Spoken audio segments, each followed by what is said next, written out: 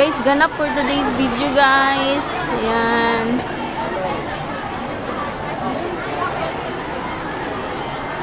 Gamay ko siya, Kim. Pero, sada kayo niya siya mag-pan. Mag-parade sila.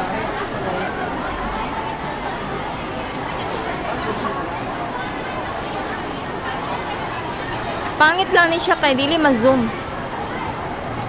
Dili lang siya ma-zoom. Hero. Ay, pala hero. Mga gwapo na tong mga dancers. Wala.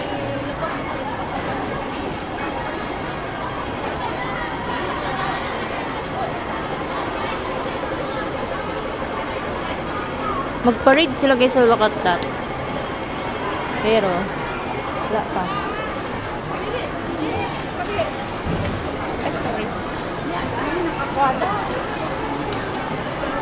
Nag-video ako non-stop na to na napapagod ako mag-edit-edit. Oo, basta maka 5 minutes. 5 minutes or... Ano na siya? Mag-stop na siya? Hindi. Mga 8 minutes para i-upload ko na ito. Wala na edit-edit. Maganda yung ano niya to, yung voice Quality? niya. Yung voice.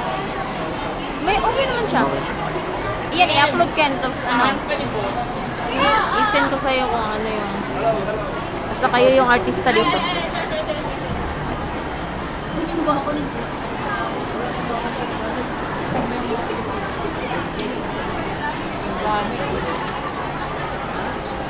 Central Station tayo guys. Maulan lang for today's video. Ayan, araw ng kalayaan. So ito yung event. Kaso maulan. Madilim. Time check. 9:09 in the morning. Hong Kong tayo guys.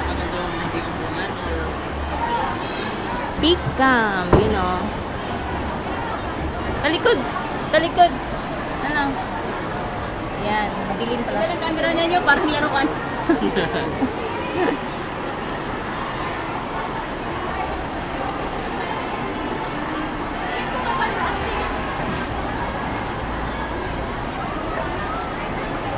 Ay, hindi ah. Kasali si Aris Ken.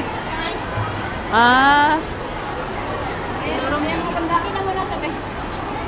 Wala ka na kahit ka na.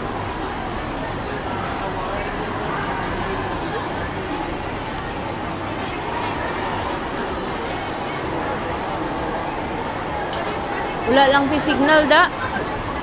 Sayang, walang signal. Pa-hotspot, miss. Tama lang yung laki no.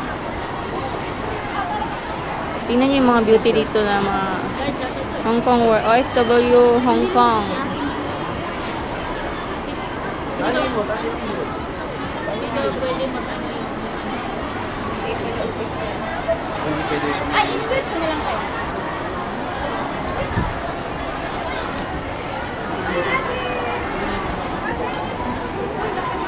Walang free wifi, oy. Wala tayong free wifi, guys.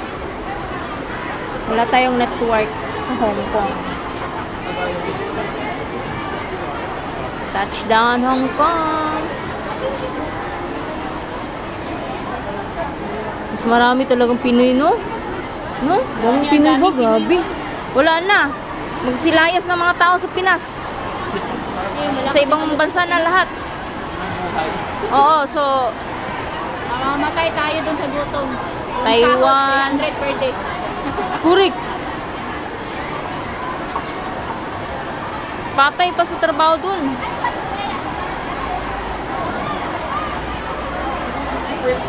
Filipino dito doon.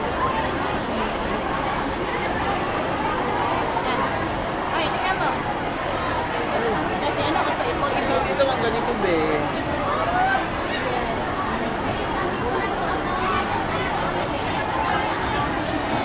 Filipiniana dress. Ah, yung pala yan. Kasi araw ng kalayaan.